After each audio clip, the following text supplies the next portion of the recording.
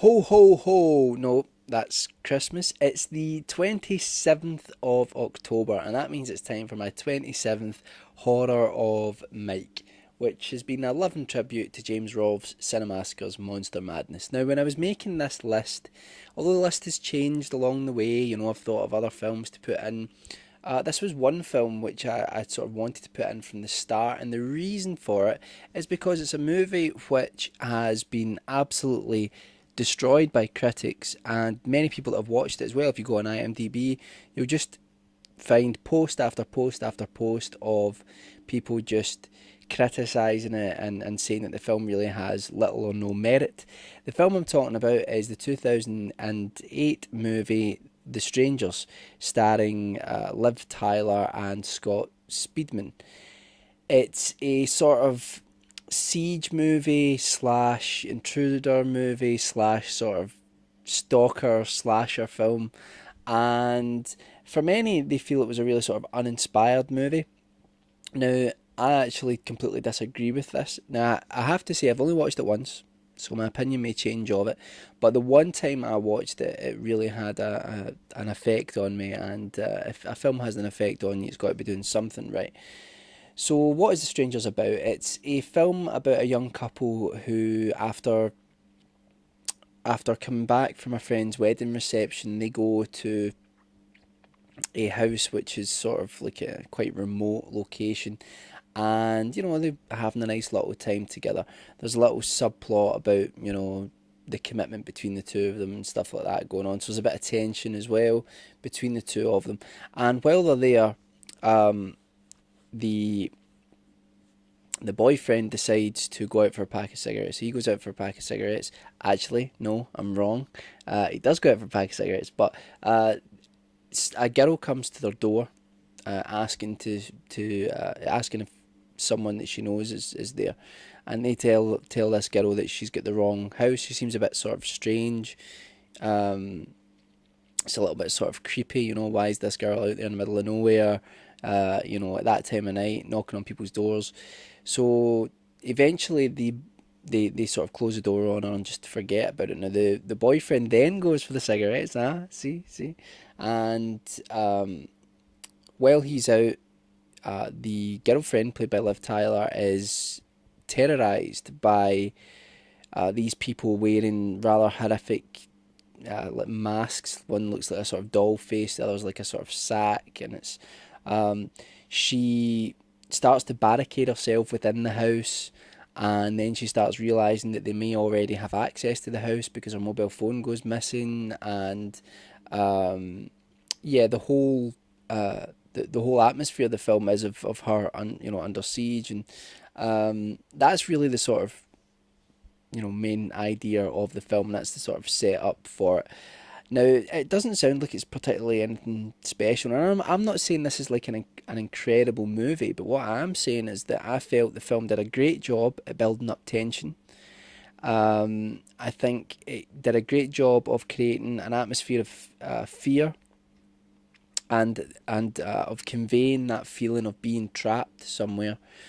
And it also had a couple of really great shock moments, which, and I'm not talking about like sort of jump out scares. I'm talking about something happens and you're just kind of like Jesus, you're shocked by it.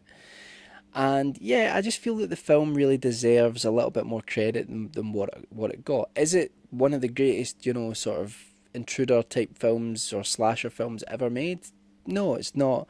But it's certainly a film that surprised me. I watched it. I was down at a friend's. We're having a few beers and a pizza, and uh, quite often he's got like a great big sort of movie collection, and he'll just sort of produce a film and say, how about this? And this was one of the times where I was really surprised by something. It really got to me. It's quite a brutal film. You have to realise that when you go into it. It's quite brutal, and it's quite dark. It's not an uplifting film in any way, so you should probably know that when you go into it. But yeah, I just thought it conveyed this real feeling of fear to the audience. Now, there's been a lot of criticism of it in terms of it being You know, just like a hodgepodge of ideas from other films, Halloween, Texas Chainsaw Massacre, you know, those sorts of movies. And yes, I don't think there's any doubt that the film owes an awful lot to, you know, previous sort of slasher films. But even sometimes you get a film which doesn't have a particularly original idea, but it's the execution which makes it good, or makes it have merit. And I think that's the case here. Yeah, the idea's not exactly mind blown, but the central premise of it is quite creepy. And you know, this idea of someone coming to the house looking for someone else and then going away, and then these things coming back almost as if they were just checking to see if you were in. You know, that is quite a frightening thing, and that's what the director based the whole thing on. See, this is the one thing I have which is problematic, is that the film sort of, it's one of these ones that, you know, the promotion of it is based on a true event, you know, that sort of thing. And the true event was the director, when he was a kid, someone came to his house and asked if someone was there, and they didn't know who it was, and then they found out that this person or people were going to people's houses, and then if someone wasn't in, they would break in. And that's what they were doing, you know. It hardly an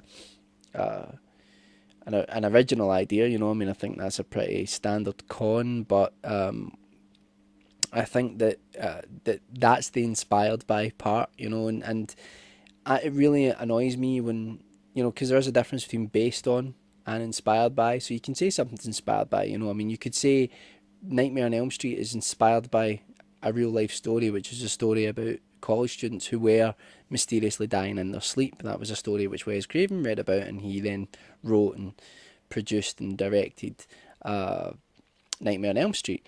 But you wouldn't say it's based on a true story, would you?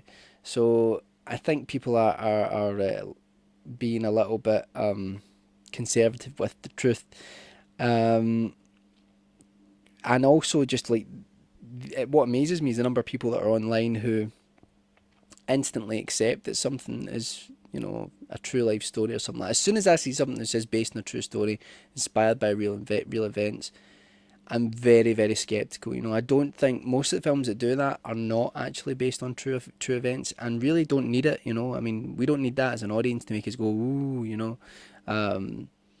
The story, the characters, the writing, the direction, all of that should be enough to drag you in. Anyway, I'm getting right off point here. I think The Strangers 2008 is a really solid movie. It's not one of the greatest films ever made, but I put it on this list because I felt, first of all, it was a more modern horror film, and there aren't many on this list, and second of all, it's a film which has been absolutely mauled by critics and its audience, and I just feel that, you know, it's a film which deserves much more praise, because I felt it was a really, really effective sort of chiller, you know, of a film. And there's going to be a sequel, so I'm kind of looking forward to seeing what that'll be like. And I just, you know, give it a go. And if you have watched it, let me know what you think. And if you hate it, let me know, because you don't have to agree with me. I forgive you. It's okay. It's okay. So tomorrow I'll be back with the 28th film in my 31 Horrors of Mike. And we're nearly there at the end. So thanks for watching as always, guys, and I'll see you all tomorrow.